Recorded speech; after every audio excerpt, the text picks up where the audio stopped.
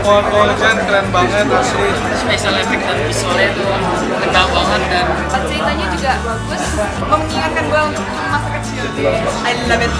Pohon tersebut kita namakan pohon penghujan.